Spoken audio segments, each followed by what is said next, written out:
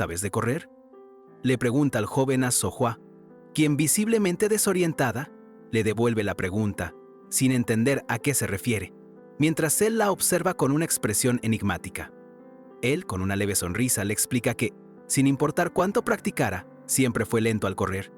Ella, ya al tanto de esa característica, lo mira con curiosidad, mientras él se prepara para una revelación inimaginable. Desde muy joven, recordaba las carreras de pista de la escuela elemental, donde nunca perdía su posición, algo que le resultaba divertido. Un grupo de amigos, con risas burlonas, siempre huían creyéndose intocables. A pesar de su lentitud, él siempre perseguía a esos chicos que escapaban. Ellos pensaban que jamás los alcanzaría, pues su velocidad no era precisamente la de un cohete espacial impulsado por la flatulencia de un ejército de burros con diarrea. Pero no solo los alcanzó, sino que, con una furia contenida, los atrapó a cada uno de ellos, dándoles una lección inolvidable. Asombrada por su inesperada capacidad, So-hwa le pregunta, incrédula, cómo era posible que siendo tan lento hubiese logrado semejante hazaña. Con firmeza, él le afirma que su secreto era simple: nunca se rendía. Recordó cómo, incluso cuando su corazón parecía a punto de explotar y el dolor era insoportable, la idea de abandonar jamás cruzó por su mente.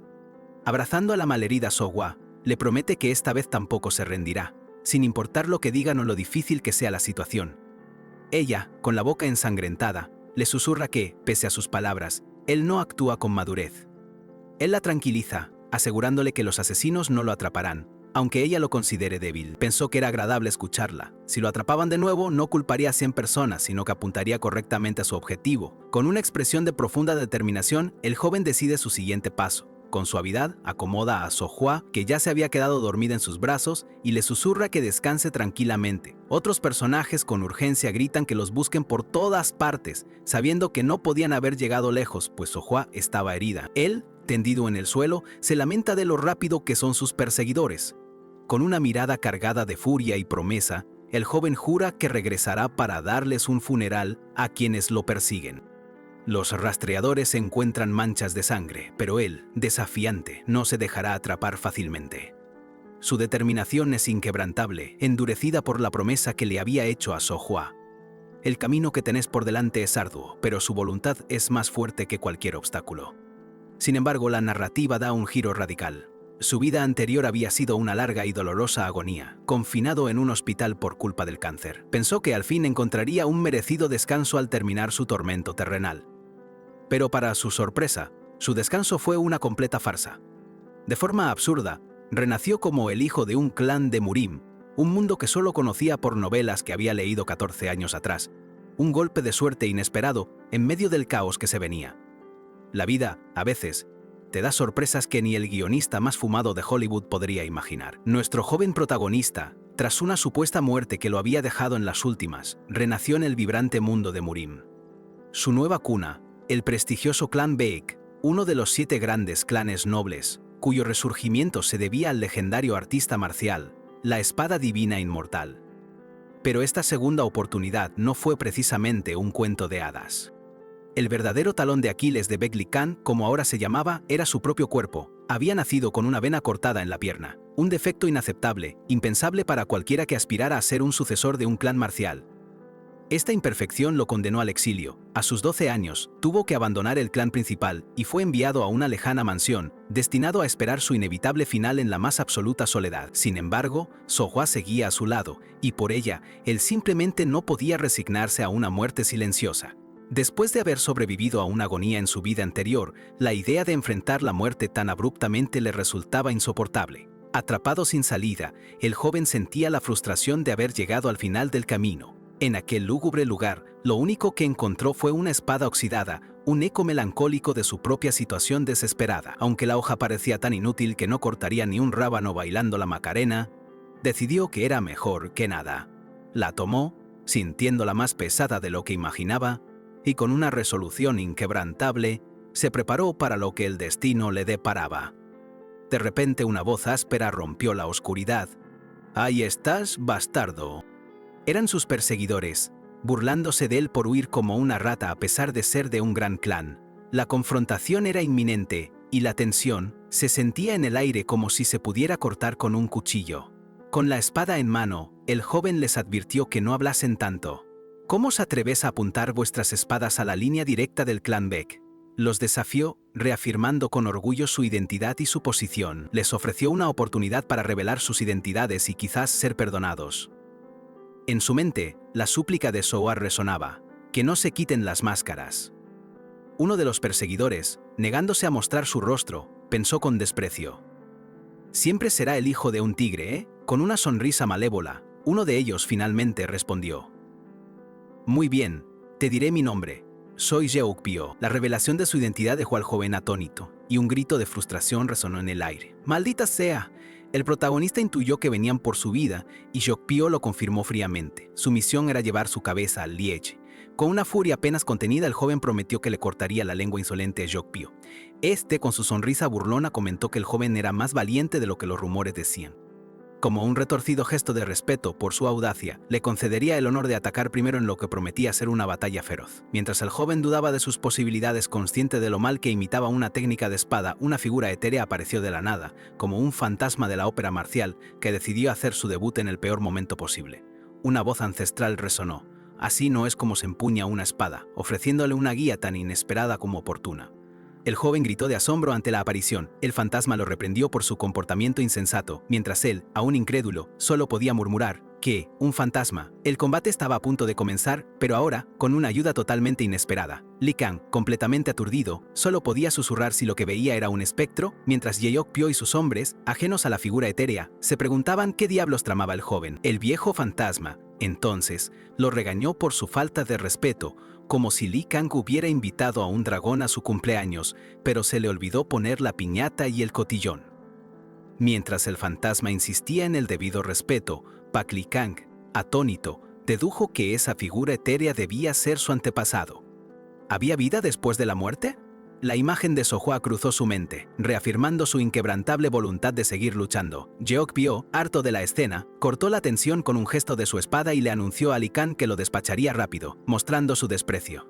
Li Kang, sin embargo, seguía distraído, intentando asimilar la presencia del fantasma, y a la vez, preocupado por la seguridad de Sohua. El fantasma, exasperado, lo reprendió por no dominar ninguna técnica de espada, señalando su torpeza. Li Kang intentó explicar el impedimento de su vena cortada, pero el espectro lo interrumpió, molesto por ver a su propio descendiente en tan lamentable y peligrosa situación. Repentinamente, la voz del fantasma se elevó, resonando con una autoridad innegable. Vas a confiar tu espada a la espada divina inmortal, Baek Sun-kyon. Esta revelación de su identidad, sumada a la orden directa, dejó a Baek Li Kang totalmente perplejo, sin saber qué significaba todo aquello. Te tomaré prestada la carne por un momento, sentenció el fantasma. Los ojos de Baek Li Kang cambiaron al instante, una energía inmensa lo envolvió, señal de que el guía ancestral tomaba el control de su cuerpo para el inminente combate. La transformación estaba en marcha. Yeokpyo, completamente ajeno a la extraña posesión, se lanzó al ataque, furioso. ¡Se acabó tu tontería! Su espada, un destello mortal, buscaba acabar con Li Kang de una vez, sin saber que ahora se enfrentaba a algo mucho más antiguo y poderoso. Un estallido de luz dorada y un impacto brutal resonaron en la oscuridad. El golpe, rápido y contundente, fue una muestra de la velocidad y precisión que ahora guiaban la mano de Baek Li Kang, quien antes apenas podía blandir una espada oxidada. Con una voz que no era la suya, Baek Li Kang afirmó con frialdad: un simple asesino no pondrá su espada sobre un artista marcial del clan Baekhyok. Que Yeokpyo, con el rostro desfigurado por el asombro y el dolor, apenas pudo articular. El cuerpo de Baek Li Kang, moviéndose con una gracia letal, lanzó un golpe devastador que derribó a Yeokpyo. Les mostraré la séptima forma de la espada sombra celestial, proclamó la voz ancestral, revelando el nombre de una técnica legendaria que nadie en su sano juicio esperaba volver a ver. El joven, un mero espectador en su propio cuerpo, se asombró. Mi cuerpo se mueve solo. La espada sombra celestial debía tener 6, no 7, formas. El poder del fantasma era un enigma total, mucho más allá de lo que él conocía. La voz ancestral en Li Kang advirtió: arrepentíos pecadores. Una ráfaga de energía roja y dorada emanó del joven, preludio de un ataque inminente y demoledor que pondría fin a la cacería de forma definitiva. Con una ejecución impecable, la espada sombra celestial, séptima forma, corte de luna solitaria, se desató. El ataque, una danza mortal de luz y acero, barrió a los perseguidores en un instante, dejándolos a todos, sin excepción, derrotados y esparcidos por el suelo como muñecos rotos. El fantasma, con su voz resonando en la mente de Li Kang, confirmó: este fantasma es la espada divina inmortal. El campo de batalla quedó en silencio, con los atacantes derrotados. El anciano se preguntó si Li Kang había sido testigo de su abrumador poder. Después de la abrumadora demostración de poder, ¿el espíritu ancestral, aún etéreo?, inquirió a Li Kang si había presenciado la fuerza de la espada sombra celestial. Con el cuerpo adolorido y bañado en sangre, el joven confirmó, pero su mente no pudo evitar anclarse en Sohua, lamentando no haber poseído esa fuerza antes para protegerla. El fantasma sentenció su tarea como cumplida, su último favor a un descendiente al borde del abismo. Li Kang, debilitado, preguntó si moriría. El ancestro, con pesar, le explicó que sus venas fueron dañadas por la enfermedad y solo el aceite azurita o un ginseng eterno habrían podido salvarlo. Una chispa de esperanza se encendió en Li Kang.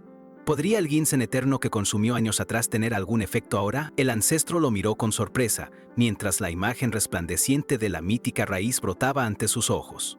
El fantasma, asombrado por la revelación de Li Kang, admitió su propia incertidumbre. Sin embargo, su expresión cambió drásticamente al reconocer una verdad innegable. Era una suerte divina.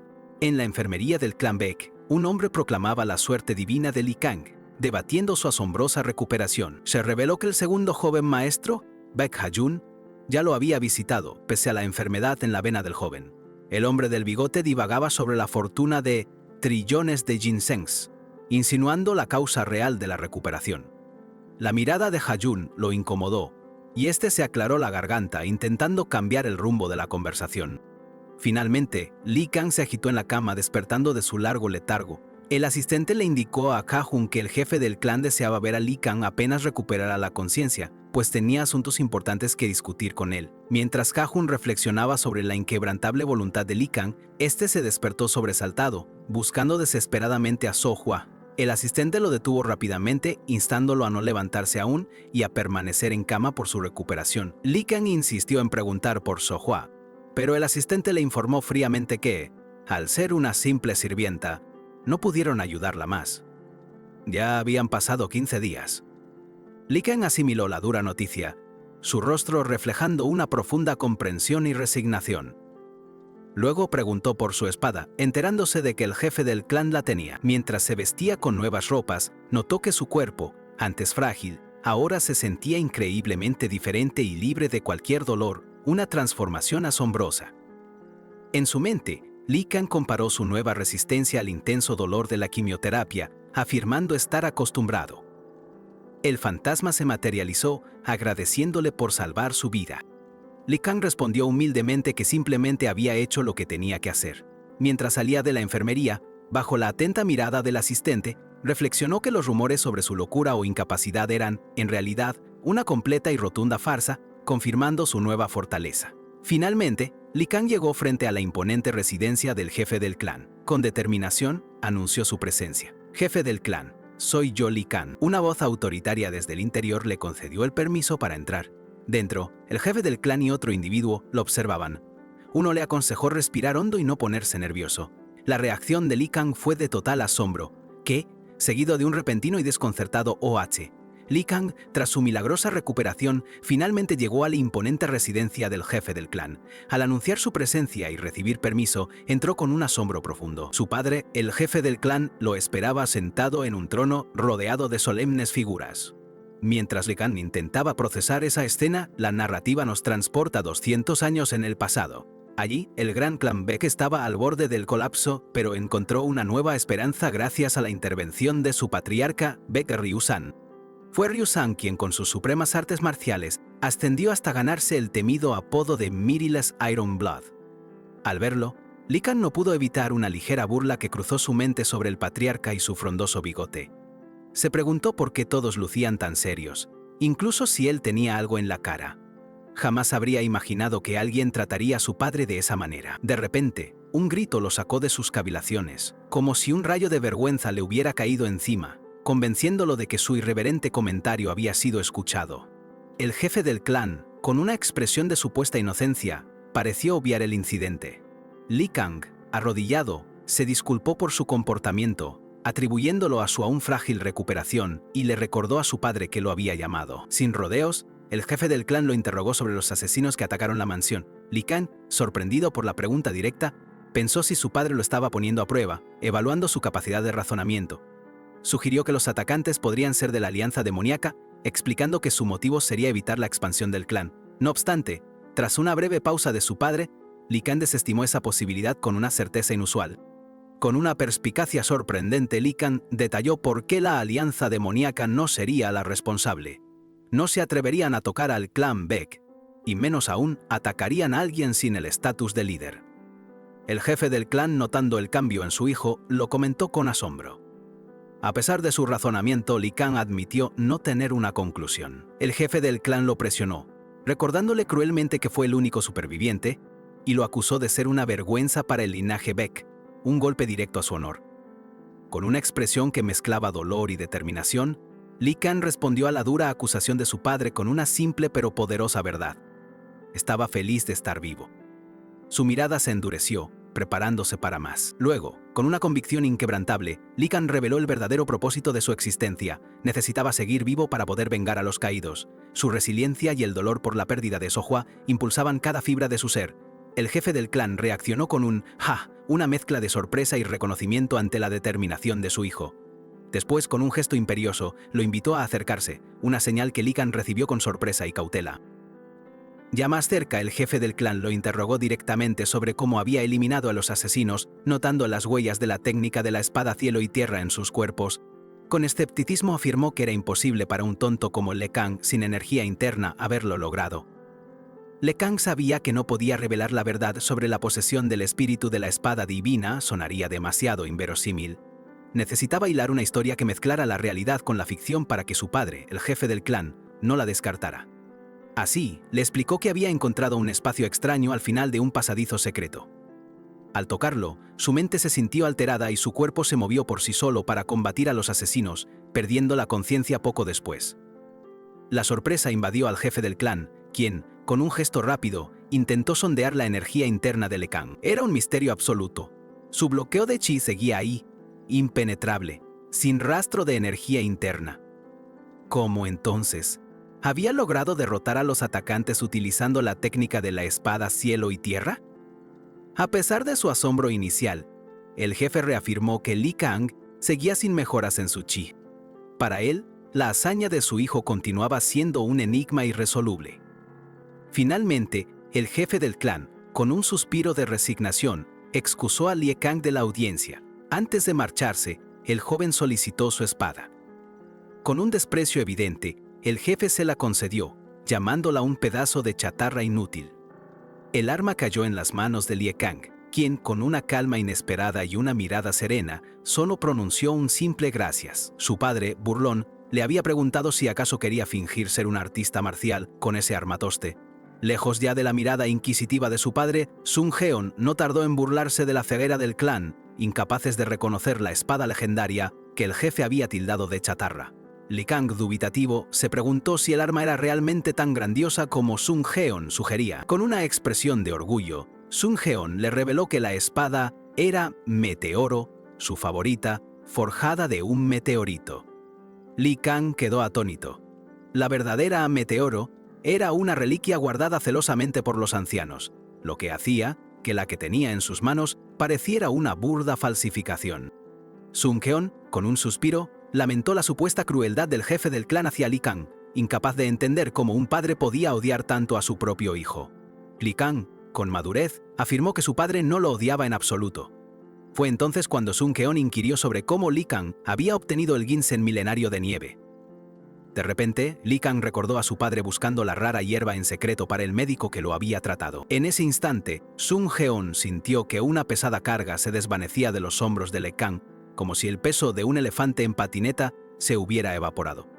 Sun Heon se preguntó si el jefe del clan era como esos padres que se avergüenzan de expresar su amor, a lo que Le Kang asintió vagamente. Mientras tanto, en su residencia, el jefe se masajeaba la sien, visiblemente agotado. Sun observó que el jefe en realidad estaba sufriendo más, con su cuerpo hecho un desastre por el esfuerzo. Li Kang se dio cuenta de que su recuperación solo había sido posible gracias al tratamiento del médico, quien sería generosamente recompensado. El jefe del clan, quizás abrumado por el cansancio, reflexionó en voz alta si había sido demasiado duro con Li Kang después de tanto tiempo sin verse.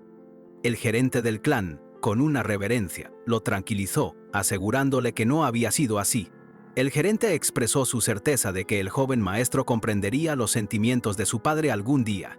Pero el jefe del clan prefirió que no lo supiera, temiendo que pudiera culparlo. Con una expresión grave, el jefe mencionó su profunda preocupación por el extraño incidente que Li Kang le había narrado. Mientras el jefe del clan se recuperaba, el gerente, junto a su leal consejero, se preguntaba si la destreza marcial de Li Kang estaba despertando. Había rumores de que, cuando el joven maestro era niño, 2 genios habían nacido en el clan. Para el jefe, esa posibilidad era inútil, incluso si fuera cierta, pues incitaría a quienes buscaban posicionar a Jigang como líder. El único deseo del patriarca era que su hijo viviera sus años en paz y libertad, lejos de intrigas. El gerente, disculpándose, vio al jefe tomar una decisión firme. No podía ignorar a los atacantes. Era imperativo enviar a la brigada del Dragón Rojo. La orden fue dada con autoridad y aceptada con respeto.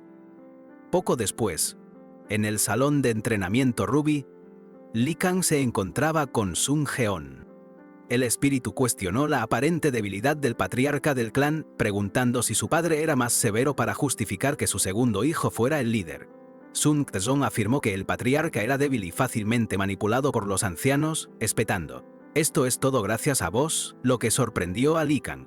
Sun Tzong explicó que dominar las artes divinas inmortales permitía una vida larga. Por ello, miembros anteriores al padre de Li Kang, como su bisabuela, seguían vivos, limitando el poder del patriarca. Con un carraspeo, Sun Heon evadió la respuesta, cambiando el tema hacia la piedad filial. Li Kang, notando su evasión, afirmó: «De todos modos, estoy listo», y se sentó en meditación, preparándose para lo que vendría. «Muy bien», dijo Sun Heon, iniciando la lección. Le explicó cómo usar la energía central a pesar de la desconexión entre el chi y la sangre. «Es más simple de lo que crees, como quitarle un chupete a un bebé en un columpio que orbita el sol en un viaje astral en el 5º plano existencial», bromeó, asombrando a Li Kang. «Simplemente morí», bromeó Sun Xion, recibiendo un «¡Bú!» de Li Kang. Aclaró que era otro método. Le preguntó qué era un bloqueo de chi. Li Kang respondió mal, venas desconectadas, pero el ancestro lo corrigió de inmediato. El ancestro explicó que todos los seres vivos tenían un flujo de chi constante. Sin él, estarían muertos. Comparó el chi con el agua y las venas con los ríos. Un bloqueo de chi era como un río que se estrechaba a un arroyo, limitando drásticamente el flujo vital. Li Kang preguntó si podían ensanchar las venas. Sun Xion respondió que era imposible. Aunque había matado a incontables, nunca había visto una vena por sí mismo, destacando la misteriosa e insondable naturaleza del cuerpo y del chi. Sin embargo, el espíritu reveló un detalle crucial. Al poseer el cuerpo de Li Kang, se había usado como un pilar para conectar las venas de chi del joven. Explicó que la voluntad era la energía central, la mente podía engañar al cuerpo y al chi. Así, la mente se convertía en el dios del propio ser. ¿Podés resumir?, preguntó Li Kang con fastidio. «Trabajo duro», respondió Sun Xion, provocando un gruñido. El ancestro cambió de tema, mencionando que en esta dimensión de la Tierra habían refinado la técnica Tai Yin Meridian. Explicó que las artes divinas inmortales del clan B se basaban en la técnica de la mente del sol de fuego para energía y el meridiano Tai Yin para claridad mental. La mayoría iniciaba su entrenamiento con el meridiano Tai Yin como fundamento. Sun Xion desvela que las artes divinas inmortales, aunque se basan en la técnica del sol de fuego, ocultan su verdadero secreto en el meridiano Tai Yin, el cual está incompleto. Él, en su vida pasada, lo completó y asegura a Li Kang que puede guiarlo. Li Kang, asombrado, comprende entonces por qué su chi había estado bloqueado y, viendo la oportunidad de aprender artes marciales con su propio cuerpo, le ruega al ancestro que lo instruya. 6 horas más tarde, el entrenamiento comienza. Sun Heon evalúa a Li Kang, señalando que, aunque su espíritu es terrible, su receptividad no está nada mal. Es hora de empezar de cero.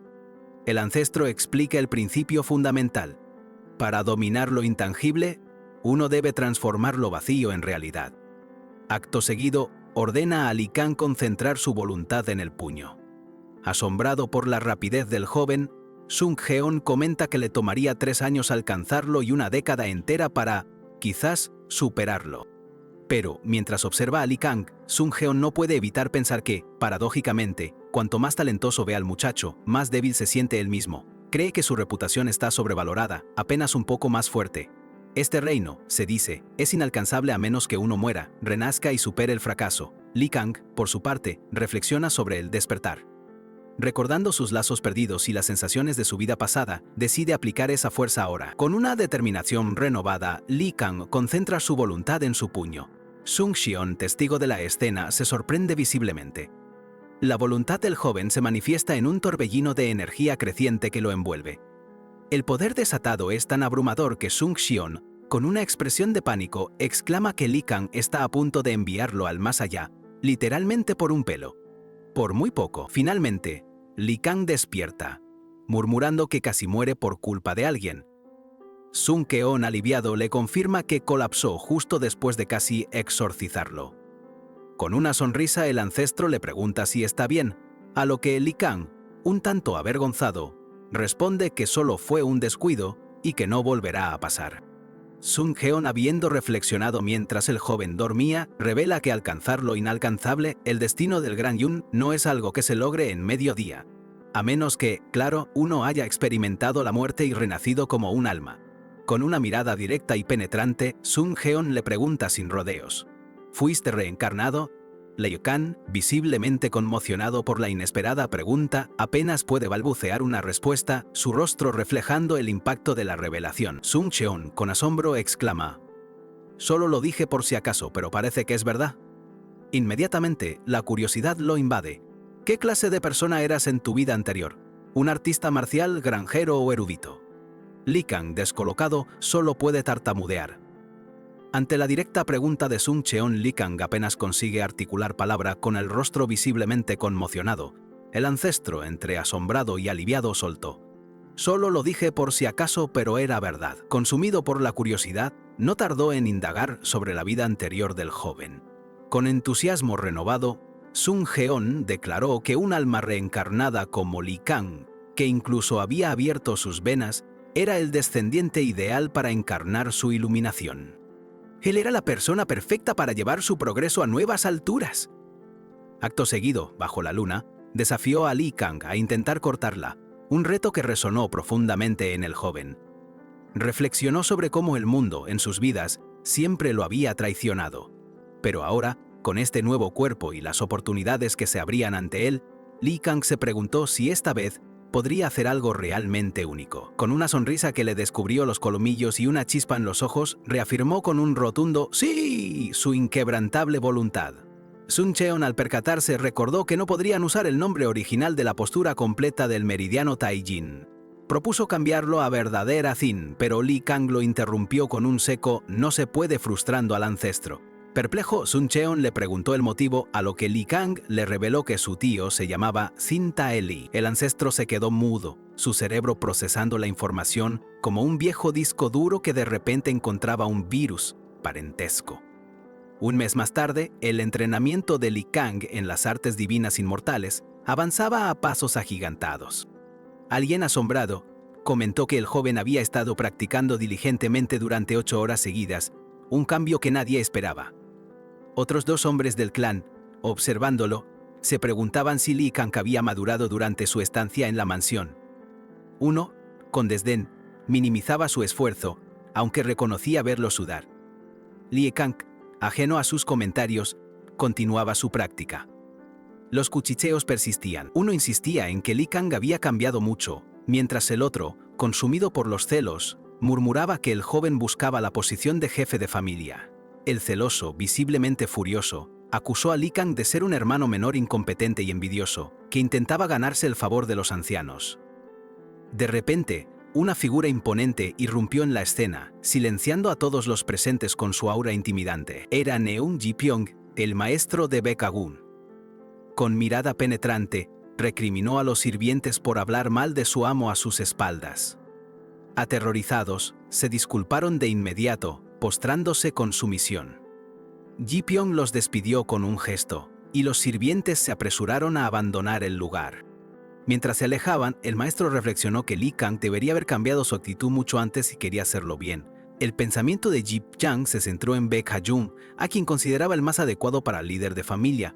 Lo contrastaba con Li Kang, a quien veía como un alcohólico perezoso, no como un joven diligente. Ji Pyong descartó la idea de que Ha-jung aprendiera la postura verdadera Jin, considerándola una completa tontería. Su mirada entonces se posó en una extraña energía roja que emanaba de un objeto, preguntándose qué clase de atrocidad sería esa. Neung Ji Pyong, maestro de Baek Ha-jung, interrumpió el apacible momento con una furia evidente. No podía tolerar que ese alcohólico perezoso estuviera cocinando y comiendo tan tranquilamente. Era una desfachatez inadmisible. Decidido a humillarlo, Ji Pyong se precipitó, pero Lecon lo detuvo en seco, sin siquiera levantar la vista de su plato. El maestro quedó paralizado, asombrado por la precisión del joven. ¿Cómo había podido adivinar su movimiento? Mientras Ji Pyong lo miraba, Lecon seguía comiendo, ajeno a su asombro. ¿Era acaso indigno comer cuando se era un ser lunar? Ji Pyong se debatía en una confusa reflexión sobre la dignidad y la necesidad humana de alimentarse. Además, un frío inusual emanaba del joven maestro, una energía que superaba incluso la de su propia jade rojo. Y es que lo más irritante era que Lecon ni siquiera lo había saludado primero, asumiendo una clara falta de respeto. Quizás, se le ocurrió a Ji Pyong, el muchacho estaba fingiendo torpeza. De repente, la verdad golpeó a Ji Pyong. Lecon lo había reconocido desde el principio, y estaba jugando con él. Al ver la sonrisa pícara del joven, una frustración inmensa invadió al maestro, quien se sintió completamente burlado por esa osadía. Volviendo un tiempo atrás, Lecon recordaba la sensación helada que le producía el entrenamiento de la postura Jin mayor. Sun Heon le había explicado que para completar el reino superior, su energía debía atraer más, pero esto también lo volvía más sensible al frío extremo. Por eso, el guía ancestral se había puesto a cocinar, preparando unos dumplings que Lecon encontró maravillosos, idénticos a los que tanto amaba en su vida pasada. Sun Heon, feliz por el halago, quiso añadir más, pero Lecon lo detuvo de inmediato. Con una ceja levantada, Sun Heon preguntó si adivinaba los ingredientes. Lecon, tras probar el caldo y declararlo insípido, afirmó que no era una suposición. Después de que añadió algo, el ancestro probó y exclamó: ¡Sí, es esto! Se quedó boquiabierto, asombrado de que el linaje de la renombrada familia Baek no estuviera adulterado, sino que poseía una especie de detector de sabor con forma de persona, un sommelier humano pero para dumplings. Mientras Lecon disfrutaba de su comida, el maestro Sun Cheon se preguntó si sería indigno que el joven comiera lo que él mismo había preparado. Su mente voló al presente, donde Ji Pyong lo observaba, y pensó con cierta molestia que ese mocoso debería haberlo saludado primero. Sun Cheon, al percatarse de la insistente mirada de Ji Pyong, se extrañó. Lecon, por su parte, ya había notado la presencia del maestro. Ji Pyong, sorprendido de ser descubierto, se aproximó para disculparse formalmente por su intromisión al haber observado al joven maestro Lecon. Lecon, fingiendo no entender, preguntó a Ji Pyong de qué hablaba.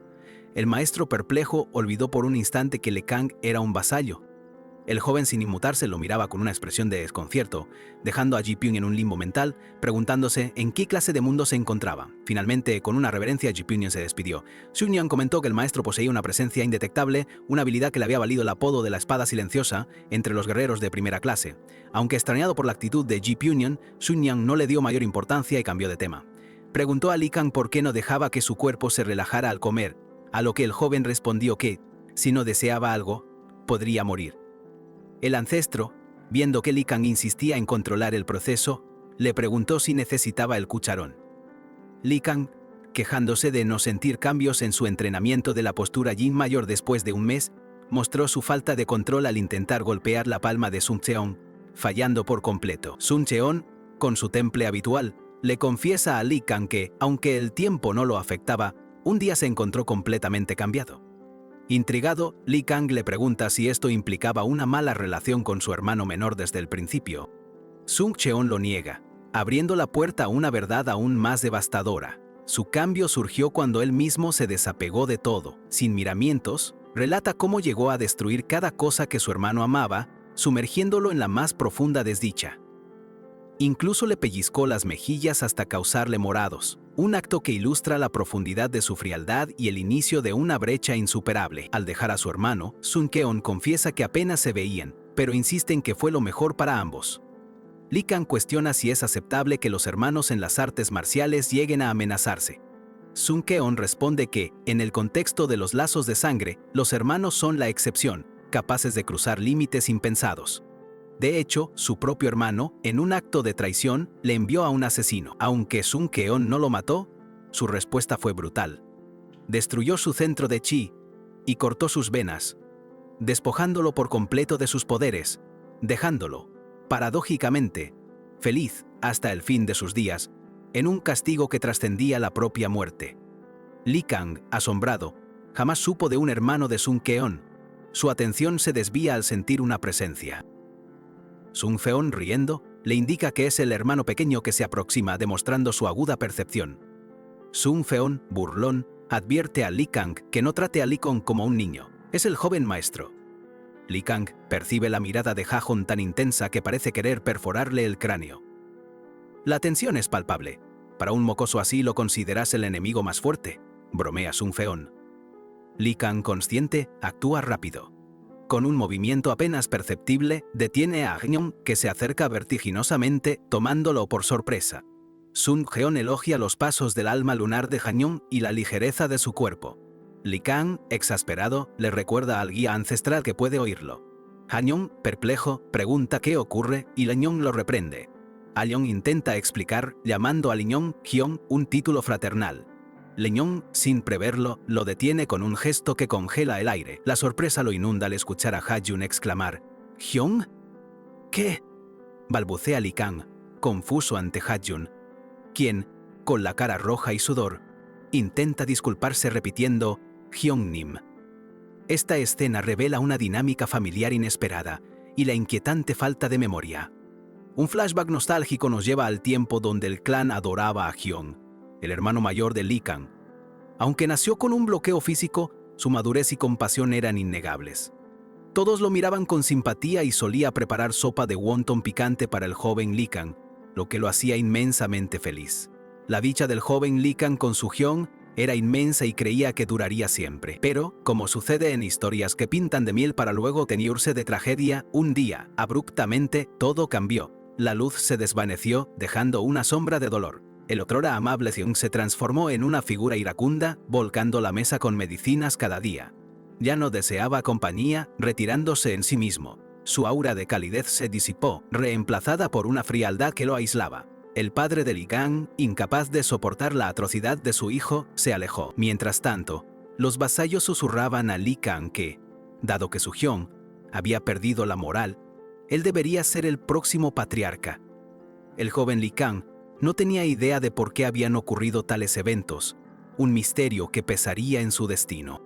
Li Kang, atrapado en un doloroso recuerdo, solo deseaba con toda su alma que su hermano mayor, Hyeon, regresara a ser el de antes, aquel que jugaba con él en los viejos tiempos, llenos de una alegría que creía eterna.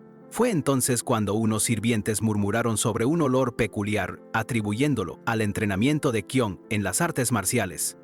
Li Kang, inicialmente confundido, sintió una chispa de esperanza encenderse en su corazón. De pronto recordó el aroma inconfundible de la sopa de wonton picante que Hyeon le preparaba.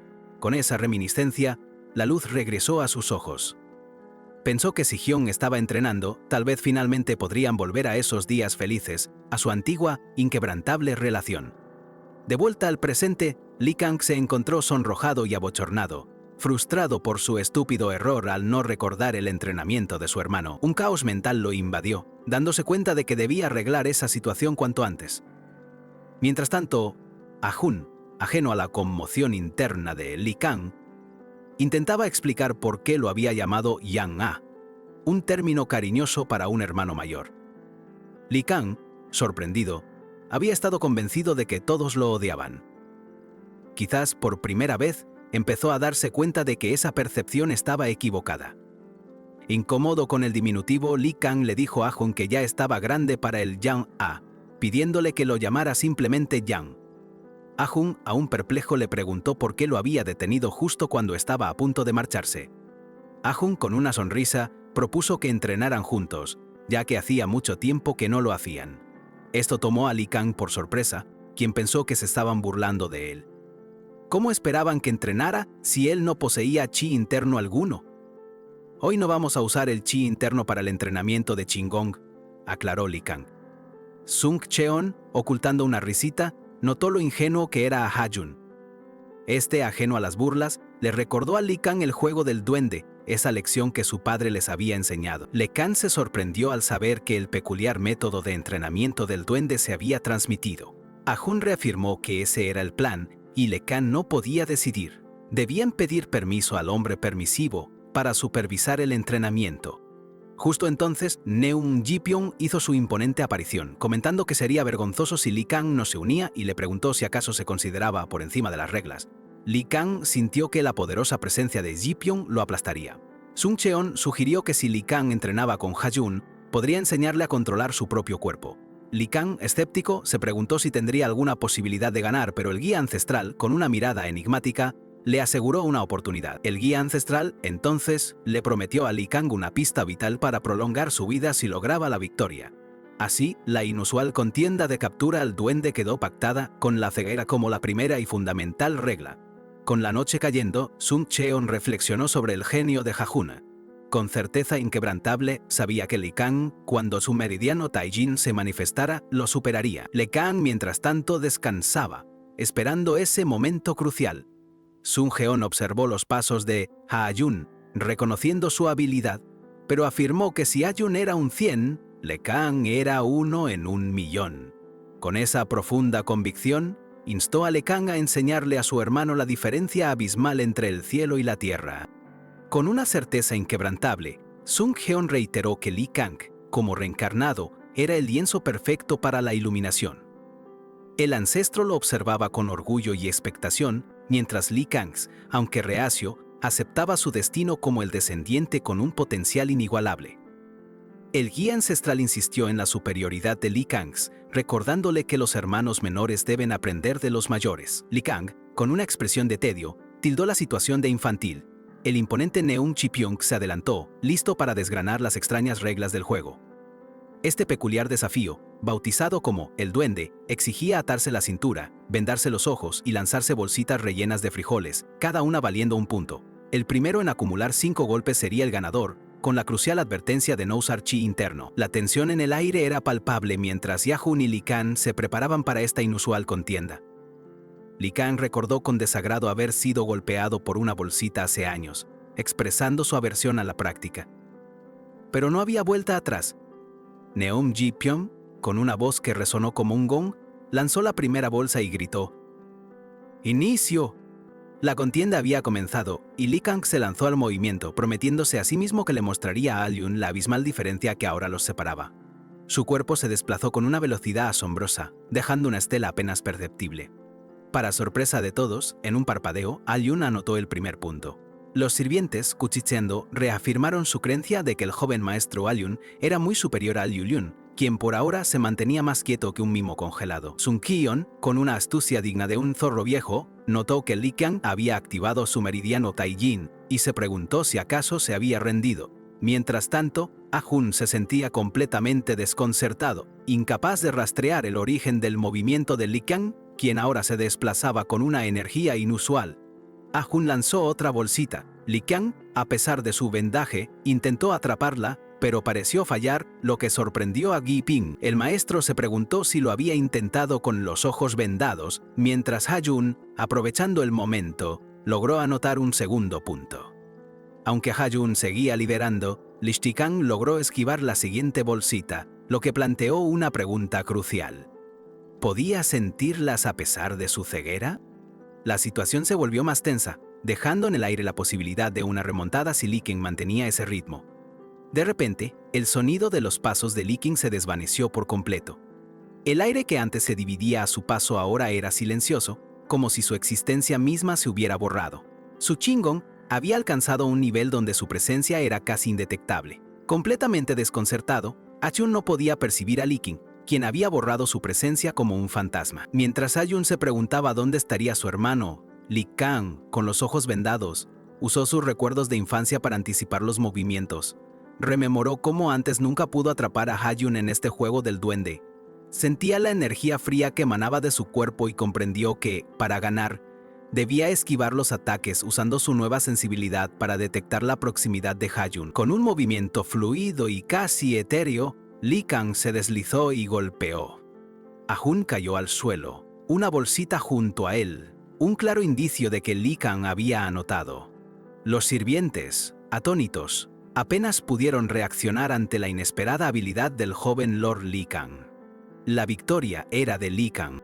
Con sus ojos brillando con una intensidad inquietante bajo el vendaje, se alzó victorioso. El silencio de la noche realzó el momento, confirmando su triunfo en esta inusual contienda y dejando a todos sorprendidos por su habilidad. Li Kang, alzándose victorioso, no pudo evitar que su mente se sumergiera en un recuerdo doloroso. Evocó las palabras de su hermano mayor, quien, misteriosamente transformado, le había dicho que se perdiera, despojándolo del afecto que una vez los unió. Un arrepentimiento profundo lo asaltó, deseando haber comprendido antes el motivo de aquel cambio.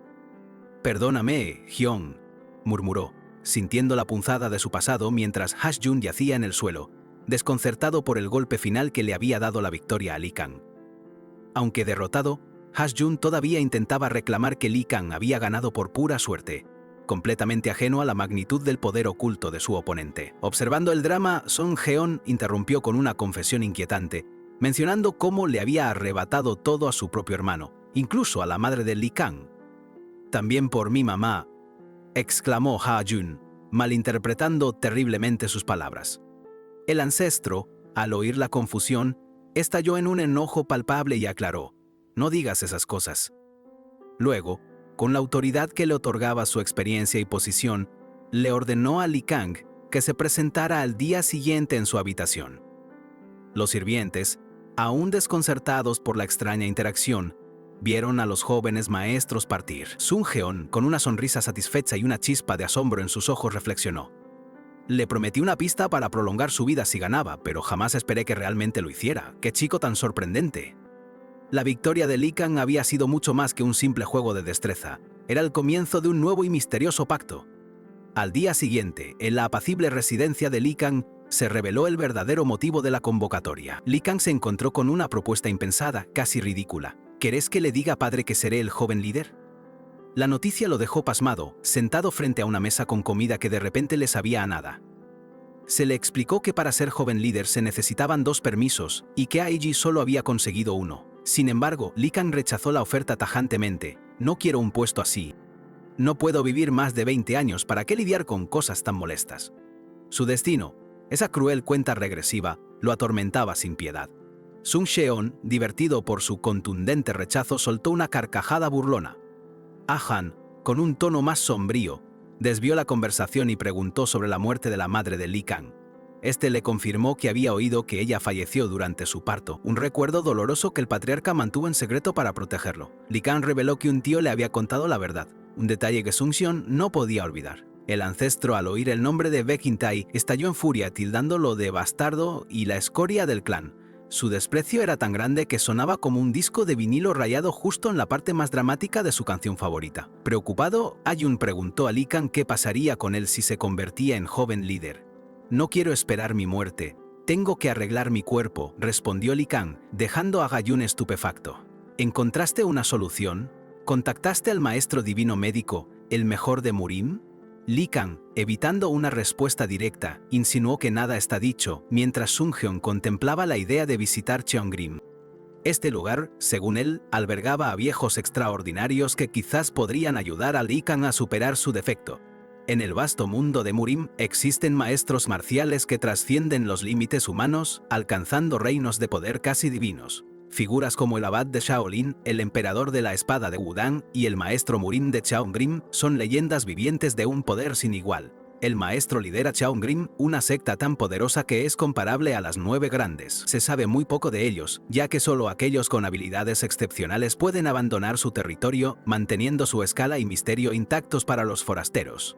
Sung Heon reveló que una vez, durante su estadía, les brindó ayuda, algo que Li Kang jamás escuchó. El ancestro confesó que mantuvo el secreto para el clan.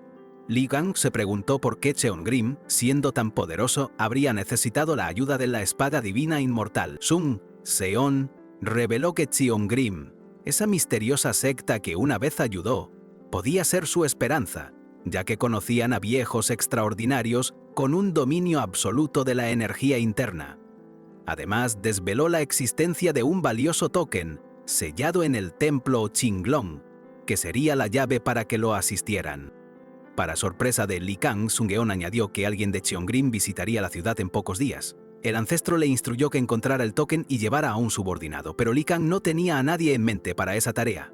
Sin dudar, Sung-geon le señaló a Ha-chun, quien estaba justo enfrente. Con una pregunta que sonó más a orden que a petición, Li Kang le preguntó: ¿Querés acompañarme en una diligencia mañana? La emoción de Ha-chun fue inmediata. ¿En serio? ¡Sí!, exclamó. Ya en camino, Li Kang lo regañó por ser demasiado llamativo mientras Ha-chun lo miraba con asombro.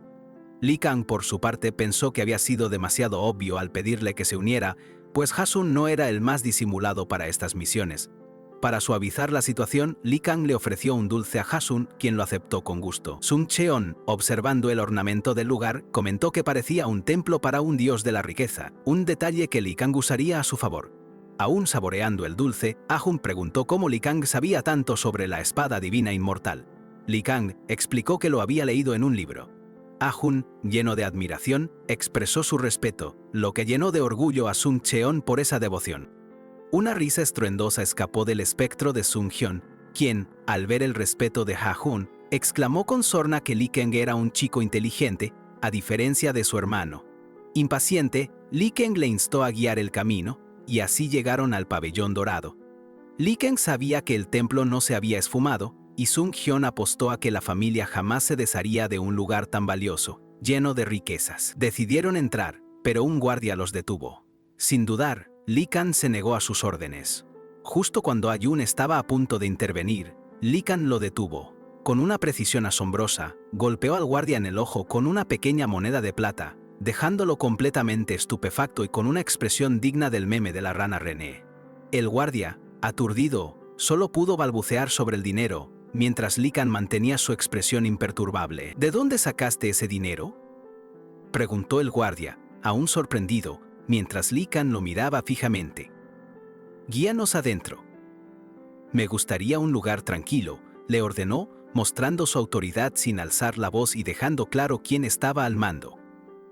Una vez dentro, Li Kang, con la calma de un emperador, pide un plato de ganso y pato. El sirviente se apresura a cumplir, mientras Sung-cheon, incrédulo, pensaba que Li Kang solo estaba perdiendo el tiempo con frivolidades culinarias. Pero Li Kang sabía más, señalando un lugar clave. Debe ser ese, murmura, dejando claro que su pedido extravagante era solo una brillante distracción. Li Kang explicó que le había dicho al sirviente que trajera la comida más tarde, dándoles tiempo. Sung-cheon, quien lo había tildado de idiota, ahora comprende la astucia de Li Kang. El ancestro le indicó que presionara el talón de una estatua cercana, el verdadero objetivo. Li Kang obedece la instrucción, y con un estruendo, el suelo se abre, revelando una entrada secreta, dejando a Li Kang completamente asombrado. ¿Sabías sobre esto? ¡Sos increíble!, exclama Li Kang, con los ojos como platos. Sung-geon, con una sonrisa de suficiencia, replica: ¿A mí es a quien deberías admirar? Sabemos que esto podría ser una trampa, hay que tener cuidado, murmura Li Kang, mientras ambos se adentran en la oscuridad del pasaje oculto. Sus figuras, apenas siluetas, desaparecen en las profundidades, listos para lo desconocido. Con la entrada secreta ya revelada, Sung-geon observaba a su discípulo con un orgullo apenas disimulado, notando la notable mejora en sus habilidades. Li Kang, sin embargo, no podía evitar la punzante pregunta de si otras personas ya habrían descubierto ese pasaje. El ancestro lo tranquilizó. Mientras Li Kang se acercaba a unos papeles olvidados, descifró un texto escrito en un código de secta de clase baja que desvelaba una red de disputas internas y la fría necesidad de eliminar a ciertos líderes que ocupaban puestos estratégicos como gerentes de sucursal. Con la solemnidad del momento, el ancestro reveló que se encontraban en territorio propio, señalando una imponente estatua de Pixiu, una criatura mítica que, dicen, atrae la buena fortuna. Para sorpresa de Li Kang, la instrucción fue tan simple como impactante. Debía apuñalar el ojo de la estatua. Este objeto no era un mero adorno, era crucial, y el valioso token que buscaban se hallaba justo detrás de esa pared. Sin el menor titubeo, Li Kang siguió las indicaciones al pie de la letra. Con un golpe certero y preciso, el ojo de la estatua de Pixiu se hizo añicos, como si fuera un pedazo de queso en un rallador gigante del destino. Al instante, la pared completa se desmoronó con un estruendo ensordecedor, abriendo un pasaje oculto que, sin duda, guardaba los secretos más profundos y ancestrales. Una luz cegadora tan intensa que hizo a Li Kang entrecerrar los ojos emergió del recién abierto pasaje.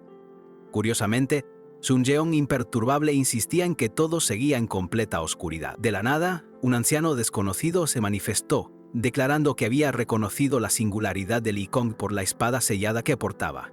Con una voz cargada de una autoridad innegable, el enigmático anciano instó a Li Kang a no desaprovechar la extraordinaria oportunidad que se le presentaba. Li Kang, con cautela, dio un paso adelante, y al hacerlo, sus ojos se posaron en el objeto que era la fuente de toda esa potente luz, un collar con un colgante que brillaba con una intensidad sobrenatural. En el momento en que Li Kang tomó el collar, una explosión de energía colosal lo envolvió por completo. Un resplandor dorado y abrumador inundó el espacio, dejando a Li Kang aturdido por la descarga de poder que se sentía inmensa y lo invadía hasta la médula de los huesos. Repentinamente, el entorno se transformó de forma radical. Li Kang se encontró solo, de pie en un vasto y blanco espacio, sin rastro de Sun Cheon o de Hagan. La confusión lo invadió por completo mientras se preguntaba, ¿dónde demonios estoy ahora? En ese vacío inmaculado, Li Kang, todavía aturdido, volvió a cuestionar la extraña naturaleza de aquel lugar. Justo entonces, Sun Cheon, su guía ancestral, finalmente se materializó a su lado, aunque visiblemente más allá del velo de lo corpóreo, casi transparente. ¡Pero qué idiota!, exclamó Sun Cheon con una mezcla de exasperación y diversión. Li Kang, impactado, notó que el cuerpo de su ancestro se había vuelto translúcido. Sun Cheon, sonriendo, aseguró que Li Kang había nacido con suerte divina, a lo que Li Kang replicó que en realidad poseía la Taiying He-Blade. Con un aire de orgullo, Sun Cheon insistió que la verdadera suerte de Li Kang radicaba en haber aprendido de un maestro como él, y además haber absorbido semejante poder espiritual. Mientras tanto, Li Kang examinaba el collar con atención, dándose cuenta de que era, efectivamente, el ojo de la estatua de Pixiu. Sun Cheon lo confirmó, añadiendo que era el token sagrado de Cheongrim, forjado con las propias vidas de sus ancestros. La naturalidad con la que Li Kang aceptó la existencia de criaturas míticas como el Pixiu sorprendió y divirtió a Sun Cheon. Acto seguido, Li Kang inquirió sobre el poder espiritual que había sentido. El ancestro confirmó que se refería a la intensa luz que lo había invadido momentos antes. Procedió a explicar que, si bien la energía interna se genera en los dantians inferior y medio, la verdadera fuente de poder se encuentra en el dantian superior, conocida como poder espiritual, una energía de una magnitud verdaderamente inmensa. Sun Cheon le aseguró a Li Kang que, simplemente al mantener el collar consigo, su chi se repondría gradualmente. A pesar del agotamiento por el uso prolongado del Qigong, Li Kang reconoció el inmenso beneficio, albergando la esperanza de poder dominar por completo ese formidable poder con el tiempo. En aquel vasto espacio blanco, Li Kang, aún aturdido por la inmensa descarga de poder, escuchaba la voz de Sun Cheon, una figura casi fantasmal. Su ancestro le explicaba que la verdadera suerte del joven residía en absorber ese colosal poder espiritual, una energía nacida del dantian superior, que a diferencia del chi, otorgaba una capacidad pocas veces vista. De repente, la voz familiar de Hai Yun lo sacó bruscamente de su trance. «Jiang, ¿estás bien? Estuviste desmayado por más de una hora», exclamó. Li Kang, desorientado, apenas pudo procesar cuánto tiempo había transcurrido, su mente luchaba por reconectarse. Antes de que Hai Yun pudiera reaccionar, una aguda percepción invadió a Li Kang. Extrañas presencias, claramente intrusos, se acercaban. «¿Qué? ¿Alguien entró?», murmuró. Con una orden firme a su compañero sentenció: «Ayun, prepara tu espada». No había tiempo. Sun Cheon, con una sonrisa de aprobación, le aseguró que había despertado justo a tiempo para probar sus flamantes habilidades. Li Kang, con su percepción agudizada, captó un olor peculiar que delataba la cercanía de los intrusos. Era la oportunidad perfecta para el debut de su poder. Pronto, los intrusos se hicieron visibles. Li Kang los observó con desdén, pensando en las pesadillas, si se deshacía de esos vagos. Los mercenarios, por su parte, los subestimaban con una soberbia que pronto lamentarían. Los atacantes preguntaron si eran de la puerta baja, ofreciendo una recompensa por información. Sang Xion, prudente, aconsejó a Li Kang no mostrar todo su poder. El joven, con ironía, le recordó a su ancestro que ya era un prodigio. Sin dar el menor aviso, Li Kang se lanzó. Ah-Jun, completamente sorprendido por la velocidad, apenas tuvo tiempo para procesar el movimiento. El primer atacante cayó con un grito ahogado y un chasquido seco. Li Kang había demostrado una velocidad y precisión asombrosas, casi sin esfuerzo, un verdadero rayo humano que cortaba el aire. Sun Qion, con su forma translúcida, instó a su descendiente a seguir adelante. Li Kang, con una agilidad sorprendente, se enfrentó a otro oponente. Sus movimientos eran fluidos y letales, dominando la situación con una destreza innata. De repente, un golpe lo tomó por sorpresa, un impacto que lo devolvió de golpe a la realidad. Li Kang sintió el ardor y se dio cuenta, con un regaño mental, de su inexperiencia. Fue un descuido estúpido, pensó. En un instante, se recuperó y contraatacó con ferocidad, buscando cualquier resquicio para revertir una situación que por un microsegundo se le había escapado. Sun Qion, con su tono habitual, le reprochó haber olvidado su Qinggong. Li Kang admitió haber estado al borde de la muerte. El ancestro, sin perder un segundo, le recordó una lección crucial: la oportunidad se esconde siempre detrás del peligro.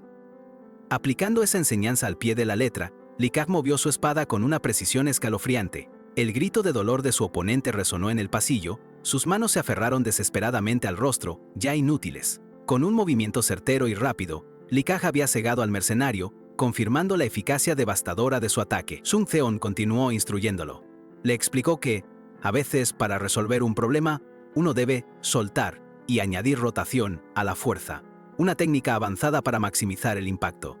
Li Kang, como si fuera una extensión de la voluntad de su ancestro, siguió las indicaciones, ejecutando la técnica con una fluidez asombrosa. El impacto fue devastador, y Sun Qion, observando, se sintió impresionado por la capacidad de su joven discípulo. Con los enemigos neutralizados, Sun Qion le recordó a Li Kang su herencia y la importancia de no dejarse llevar por el orgullo.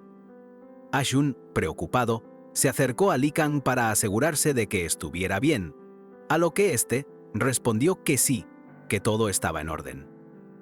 Tras la vorágine del combate, Li Kang se detuvo a meditar sobre la naturaleza de sus actos, una reflexión necesaria.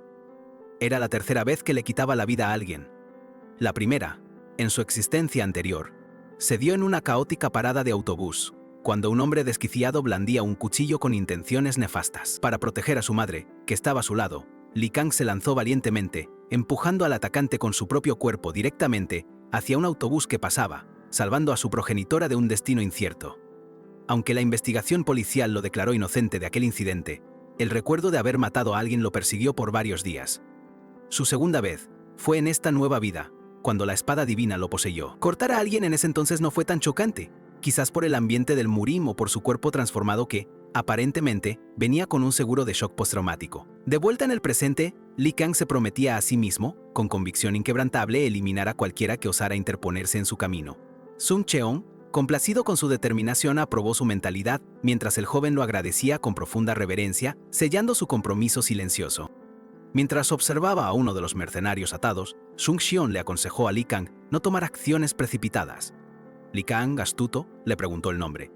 El mercenario, llamado Jung Shu, agradeció a Li Kang por salvar al joven maestro sin saber su verdadera identidad. Li Kang observó un documento que Jung Shu había dejado caer, confirmando que los atacantes eran traidores de la quinta puerta inferior. Jung Shu, mostrando su lealtad, prometió reportar lo sucedido y asegurarse de que Li Kang fuera recompensado debidamente por su intervención. Li Kang, con una mirada penetrante que parecía taladrar el alma, desafió a Jung Shu sobre cómo podría confiar en sus palabras. Sin previo aviso, lanzó un ataque fulminante al grito de «Morí». Fue una movida tan inesperada y rápida que a Jung Shu, pobre alma, casi le dio un patatús del susto, dejándolo helado. Jung Shu, aunque herido por el impacto, agradeció a Li Kang por la demostración de poder. El joven lo alabó por su lealtad, revelando internamente que solo quería asustarlo para probar su temple, y vaya si lo probó.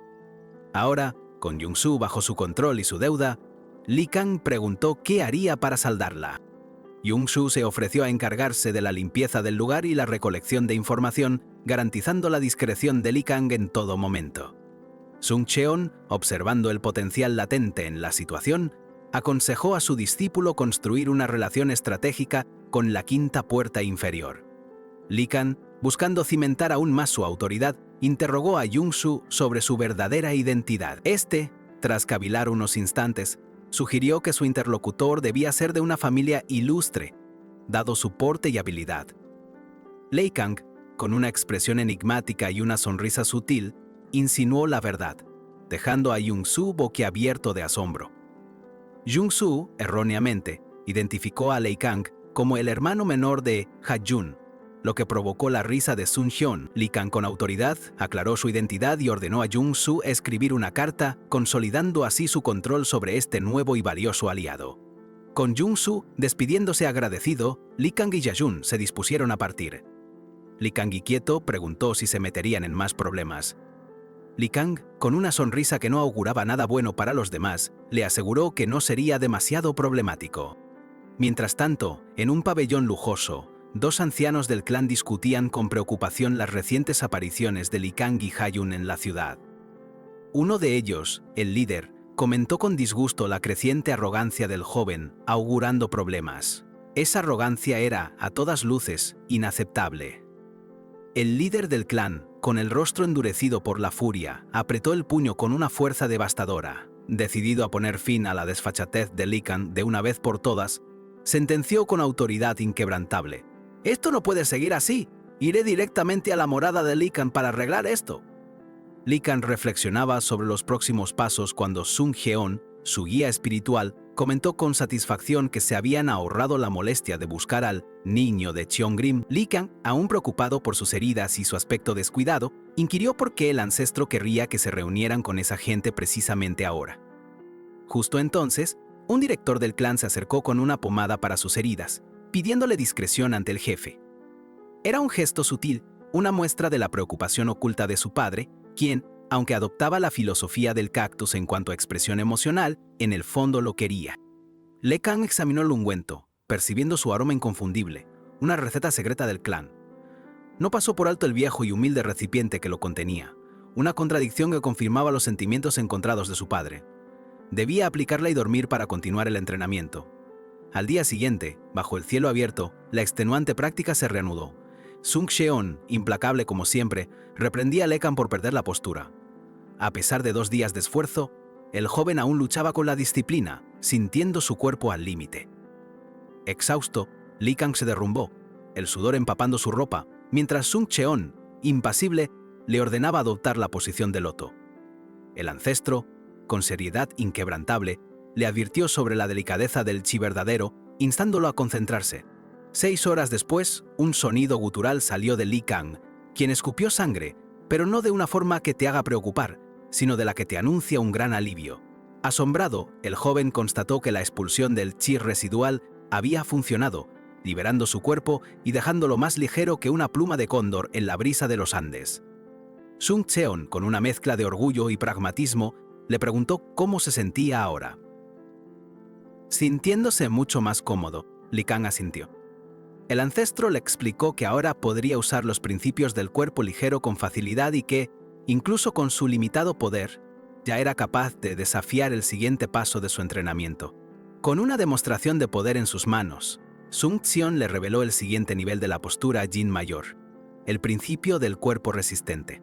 Esto permitiría que un puño, incluso sin la intervención de una espada, fuera capaz de penetrar cualquier cosa, hasta romper la nariz de alguien con facilidad. El maestro aclaró que la práctica de ese nivel tomaría tiempo y que las bases serían enseñadas al día siguiente. Lee Kang, por su parte, se marchaba con permiso para encontrarse con algunos movimientos en un lado, abriendo una nueva línea de acción en su compleja trama. Mientras tanto, en la fastuosa taberna del Ascua Dorada, un lugar conocido por su exquisito vino, se congregaban figuras importantes. Murong Tak, miembro de la Conferencia de las 7 Estrellas, y otro futuro candidato con el mismo nombre, también estaban presentes. El mayor de los Murong inquirió si era apropiado beber antes de reunirse con el líder al día siguiente. Sin embargo, Jin Leon, una de las discípulas principales de Cheongrim y también candidata a la conferencia, rehusó la oferta, manteniendo una postura seria. La conversación viró hacia un misterioso Hyun-nim, cuya identidad era objeto de especulación, mientras Liun Leon se mostraba visiblemente molesta por el tema, pidiendo que comieran en silencio. El ambiente se tornó más tenso con su irritación palpable. Finalmente, Murontak decidió retirarse temprano, alegando cansancio. Con un suspiro de alivio, pareció relajarse, quizás anticipando un merecido descanso o preparándose para los complejos eventos del día siguiente, tan intrincados como la política de Murin. Le Kang meditaba sobre el valioso token de Cheonglim y las antiguas palabras de su ancestro, cuando de repente, una figura familiar irrumpió en la escena. Era Baek Ha-jun, que lo saludó con un efusivo Yuni, sorprendiendo a Lee Kang por completo. Ajeno a la conmoción interna del joven, Ha-jun le confesó que ya no quería buscar a nadie fuerte. De hecho, le gustaban los hombres que actuaban fuertes, pero que en realidad eran más débiles que él. Con su peculiar y adorable preferencia, Ha-jun afirmó que su Yuni seguía siendo su favorito. Luego, con una aparente preocupación que rayaba en la teatralidad, le preguntó a Lee Kang cómo se atrevía a caminar solo sin él, jurando que a partir de ese momento lo acompañaría. Así, con la peculiar compañía de Ha-jun, Lee Kang llegó a un templo bastante concurrido. Allí lo recibió Jung-soo, el mercenario que ahora le era leal, y le confirmó que todo estaba dispuesto según sus órdenes, listo para cualquier nuevo movimiento que Lee Kang planeara. Lee Kang, por su parte, percibió una extraña familiaridad en Jung-soo, a pesar de no haberlo visto antes dentro del clan, y simplemente asintió. La misión avanzaba sin contratiempos, confirmando la utilidad de Jung-soo como su nuevo y eficiente aliado. Mientras tanto, en la penumbra, un observador cuya identidad permanecía oculta fijó su mirada en el brazalete de la muñeca de Lee Kang. Aunque lo consideraba un muchacho de apariencia bastante promedio, decidió que era imperativo vigilarlo. La mente de este misterioso observador divagaba sobre la posibilidad de que el joven fuera un futuro líder del clan, potencialmente involucrado en secretos de altísima prioridad. En otro rincón del vasto Murim, una conversación paralela se desarrollaba entre dos figuras que discutían información y la crítica importancia de verificar cada dato. La mención de un nombre, Su-hwa, añadió una capa de misterio. La discusión continuó, abordando las familias Shifa y su particular forma de vida, para luego cuestionar el verdadero conocimiento de Su-hwa sobre los jóvenes maestros, confirmando que este era un hilo argumental independiente. De vuelta con Lee Kang, Sung-cheon, su ancestro, le reveló su propia historia, explicando cómo, tras alcanzar la etapa absoluta y abrir por completo su espíritu, había logrado manifestarse. Concluyó que Lee Kang, al ser reencarnado, poseía una energía divina simplemente superior. Sung-cheon comparó su propio poder con el de Lee Kang, afirmando que la diferencia entre ambos era abismal, como la de un pequeño charco de agua estancada y un inmenso y caudaloso lago. Lee Kang, asombrado, apenas pudo contener su sorpresa. Entonces, el ancestro le ofreció a Lee Kang la inaudita posibilidad de conocer el estado absoluto. Propuso infundirle su porción gobernante a través de la puerta durmiente ubicada en su centro superior de Ki, guiándolo así hacia una iluminación sin precedentes. Al instante, una explosión de luz rodeó a Lee Kang, quien, sintiendo la abrumadora energía, exclamó que la vida fluía por todas partes. Era como si su alma hubiera tomado un baño de tina en la esencia misma de la creación, dejando su ser vibrante. Sung-jeon declaró que Lee Kang había alcanzado la etapa absoluta, pero el joven, abrumado por la intensidad, tosió sangre. El ancestro, con un suspiro de frustración apenas disimulada, notó que el cuerpo de Lee Kang todavía no estaba preparado para semejante poder. Mientras Lee Kang continuaba inmerso en su extenuante entrenamiento, todavía adaptándose a la abrumadora energía de la etapa absoluta, en un punto lejano del Murim, Jin Lee-dyon, la discípula principal de Cheonglim, se sobresaltó. Su mirada se fijó en una figura misteriosa, y no era la única. Murong-tak y su acompañante, asombrados, se preguntaban con una mezcla de curiosidad y cautela quién podría ser aquella presencia que había surgido de la nada.